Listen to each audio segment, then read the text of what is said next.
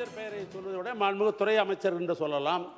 அதுவும் குறிப்பாக முதலமைச்சரை விழிக்கிற பொழுதும் சரி, முன்னாள் முதலமைச்சரை விழிக்கிற பொழுது முன்னாள் முதலமைச்சர் என்று தான் விழிக்கிற ரூலிங் இருக்கிறது. ஆனால் அப்படி கடைப்பிடிச்சாதான் ஒன்று. இன்னொன்று ஏற்கனவே என்னன்னு கேட்டீங்கன்னாக்கா, ஏதாவது அவசர கருதி உடனே பதில் சொன்னாதான் அமைச்சர்கள் எழுதணும். ஏன்னா அமைச்சர்கள் வந்து கடைசியாக வந்து பேசுவதற்கு நிறைய வாய்ப்பு உண்டு அவர்களை பொறுத்தளவுக்கு. நேரத்தினால கருதி சொல்றேன் நான். எல்லாத்துக்கும் எழுந்து அப்பப்போ பதில் சொல்லணும்னு நினைச்சாக்கா உங்களால் வந்து நேரம் கொடுக்க முடியாது. அதையும் கொஞ்சம் பாருங்க. மாண்புமிகு உறுப்பினருடைய கருத்துக்கள் கவனத்தில் கொள்ளப்படும். மாண்புமிகு அவை முன்னவர் அவர்கள். மாண்புமிகு பேரவைத் தலைவர் அவர்களே, சொல்லிட்டு அப்பே எடுத்தாச்சு. மாண்புமிகு பேரவைத் தலைவர் அவர்களே, மாண்புமிகு முன்னாள் அமைச்சர் அவர்கள் இங்கே உரையாற்றுகிற போது சொன்னார்கள் 10,000 கிடைக்கும், 4,000 கிடைக்கும் என்றெல்லாம் சொல்லி எப்போது கிடைக்கும் என்று நாங்கள் ஆசைப்பட்டு ஓட்டு போட்டோம் என்று சொன்னார்கள். உங்களுக்கு ஓட்டு போடாத காரணமே பட்டா கொடுத்தீர்கள், ஆனால் இடமில்லை என்றுதான் மக்கள் கேட்டுக்கொண்டிருக்கிறார்கள். மாண்பு உறுப்பினர் பேசுங்க. குறுக்கீடு இல்லை. மாண்பு உறுப்பினர் அவை முன்னவர். மாண்பு முன்னாள் முதலமைச்சர் அவர்கள், நீங்கள் பேசுவது அழகாகத்தான் இருக்கிற. ஆதாரம் கேட்டீர்கள். ஆதாரம் எவ்வளவு வேண்டுமானால் உங்களிடத்திலே ஒப்படைக்கிறோம். இல்ல எங்கிட்ட ஒப்படைங்க, நான் பார்த்துட்டு உங்களுக்கு கொடுக்குறேன். இல்ல உங்களிடத்து கொடுத்து அவங்கள்ட்ட கொடுக்க போறோம். ஏன்னு சொன்னீங்கன்னா உட்காந்து ஒரே நிமிஷம் அவசரப்படாதீங்க. இல்ல மாண்பு உறுப்பினர் நான் பேச நீங்க அவை முன்னவர் பேசி முடிக்கட்டும், விடுங்க. அவை முன்னவர் பேசுங்க. மாண்புமிகு பேரவைத் தலைவர் அவர்களே, எங்களிடத்துல வந்த மனுக்கள் அத்தனை இருக்கிறது. பட்டா கொடுத்துட்டாங்க, இடம் காட்டாது விட்டாங்க. இடம் எங்க இருக்குன்னு எங்களுக்கு தெரியலன்னு சொன்னாங்க. அவசர கோலத்தில் இறுதியாக உங்களை ஆட்சி முடிகிற போது 1,00,000க்கு மேற்பட்ட பட்டாக்களை நீங்கள் வழங்கினீர்கள். அதற்கான இடங்கள் பல இடங்களிலே கொடுக்கப்படவில்லை என்ற குற்றச்சாட்டில் இருக்கிறது. ஆதாரம் எங்கள் கையிலே இருக்கிறது. உங்களிடத்திலே ஒப்படைக்கிறோம். ஆதாரம். மாண்பு உறுப்பினர் பேசுங்க. இனி குறுக்கீடுகளுக்கு வந்து அதிகமாக இடம் இல்லாமல் நீங்க பேசுங்க. இறுதியிலே பதில் சொல்வதற்கு மாண்பு அமைச்சர் வாய்ப்பு தருகிறேன். அது வரைக்கும் மாண்புமிகு தலைவர் அவர்களே, மாண்புமிகு சகோதரர் செங்கோட்டையன் அவர்கள் சொல்லியது போல ஒரு சில இடங்களில் தவறு இருக்கலாம். நாங்கள் கொடுத்தது 27,000 பட்டம், 27 லட்சம் பட்டம். அப்ப தவறுகள்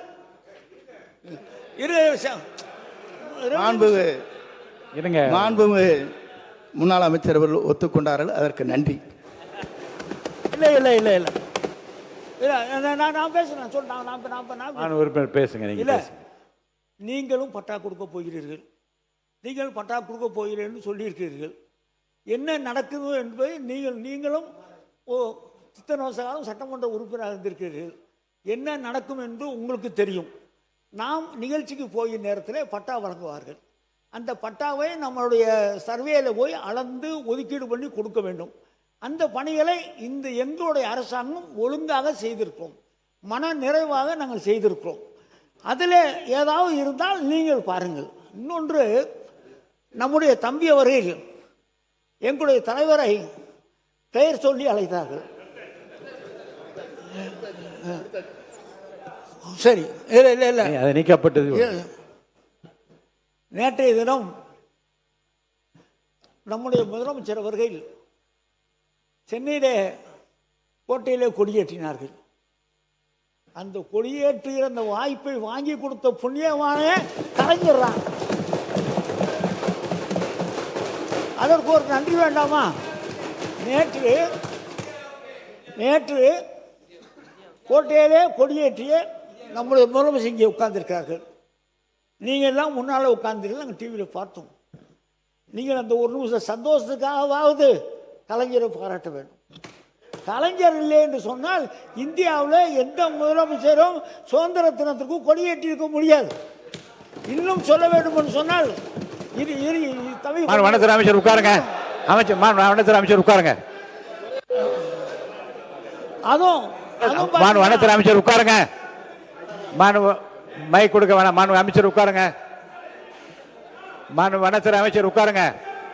மாண்பு வனத்துறை அமைச்சர் உட்காருங்க.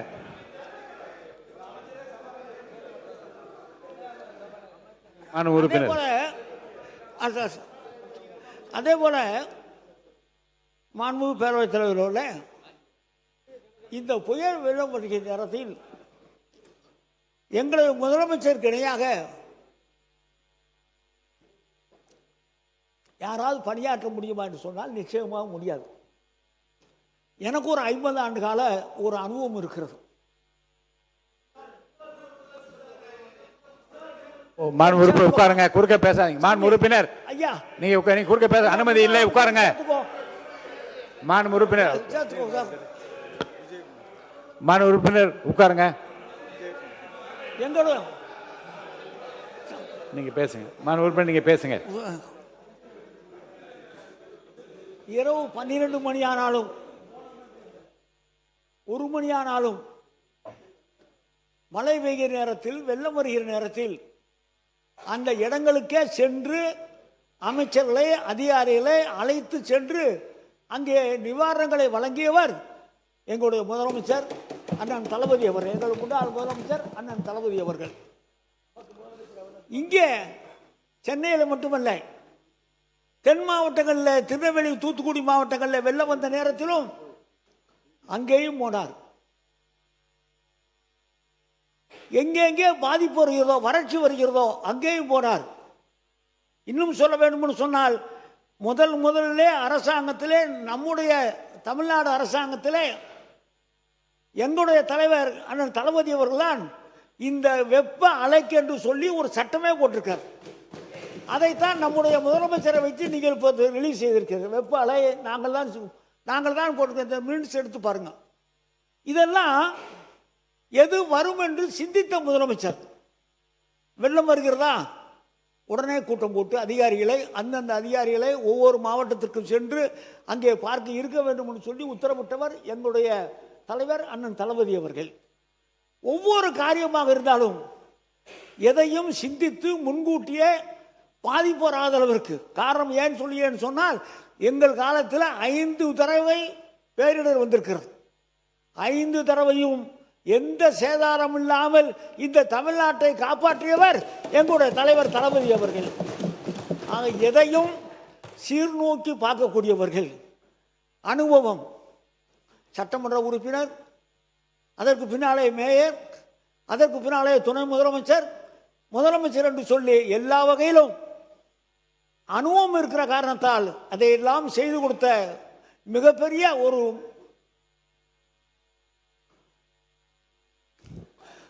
மிகப்பெரிய தலைவராக எங்களுடைய தலைவர் வழங்கினார்கள். இன்னொன்று, சென்னையில் பெல்ட் ஏரியா, நீங்கள் நம்ம ஆஃபீஸில் கேட்கலாம். Belt area Chennai, Trichy corporation area அப்புறம் அந்த காலத்தில் 62லேயே காங்கிரஸ் காலத்தில் ஒரு ஜியோ போட்டிருக்காங்க. அது நல்ல எண்ணத்தோடு தான் இப்போ போட்டிருக்காங்க.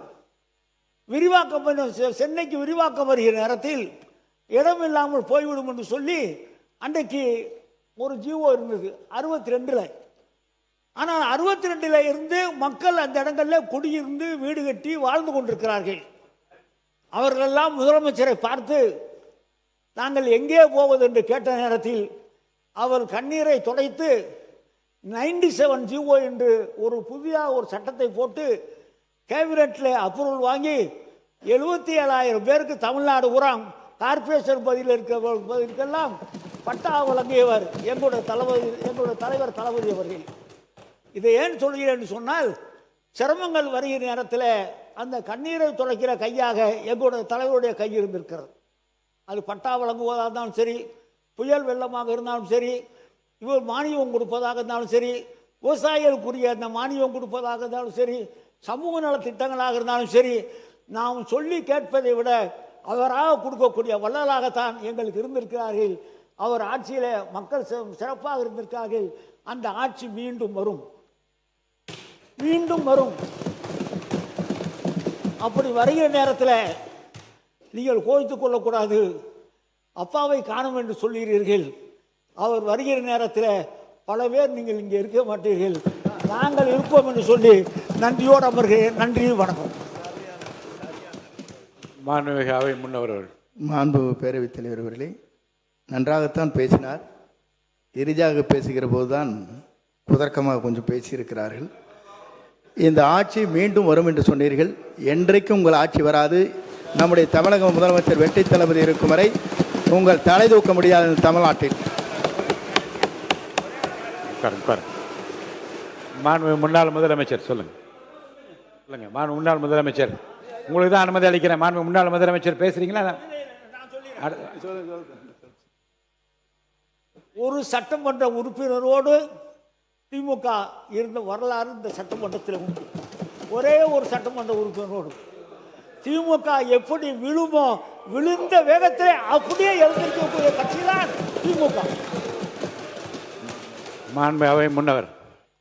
மாண்புமிகு பேரவைத் தலைவர் அவர்களே, ஒரு சட்டமன்ற உறுப்பினரை ஆரம்பித்து ஆட்சி நடத்திய நீங்கள் இன்று எதிர்க்கட்சியிலே அமர்கிற நிலையை தமிழ்நாட்டு மக்கள் உருவாக்கி விட்டார்கள், இனி உருவாக்கி கொண்டே இருப்பார்கள்.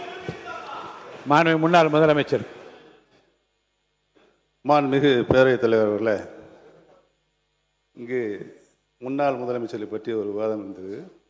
புரட்சித் தலைவர் எம்ஜிஆர் அவர்கள் முதலமைச்சராக இருந்த நேரம் அவருடைய தலைமையின் கீழ் இங்கு சட்டமன்ற உறுப்பினராக இருந்தவர் முத்தமிழறிஞர் அவரை பற்றி அவர் பெயரை சொல்கின்ற பொழுது புரட்சித் தலைவர் அவர்களை எழுந்திருந்து சபையில் அந்த உறுப்பினரை பார்த்து, கலைஞர் என்று தான் நீ சொல்ல வேண்டும், நீ வாபஸ் வாங்கு, மன்னிப்புக்கள் என்று சொன்னார்கள்.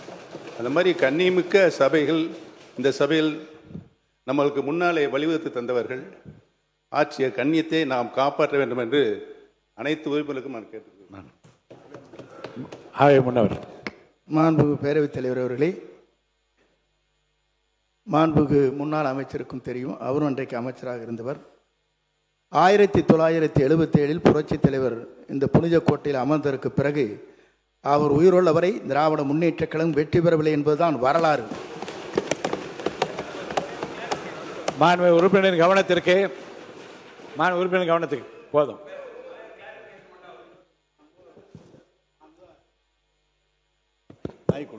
மாண்புமிகு அமைச்சர் அவர்கள், அவர் இருக்கிற போதே 80 பாராளுமன்றத்தில் மகத்தான வெற்றி திராவிட முன்னேற்ற கழகம் பெற்றது.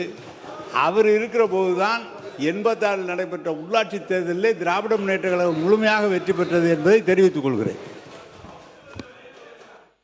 மாண்புமிகு பேரவைத் தலைவர் அவர்களே, மாண்பு ஒரு அமைச்சர் அவர்கள் இங்கே குறிப்பிடுகிற போது முன்னாள் அமைச்சர் குறிப்பிடுகிற போது குறிப்பிட்டார்கள், 80 நீங்கள் நாடாளுமன்றத்துக்கு சென்றீர்கள், ஆட்சியை கலைத்தீர்கள், கலைத்ததற்கு பிறகு மீண்டும் அவர்தான் தமிழ்நாட்டின் நிரந்தர முதலமைச்சர் என்ற வரலாற்றை படைத்தவர் புரட்சித் தலைவர் எம்ஜிஆர்.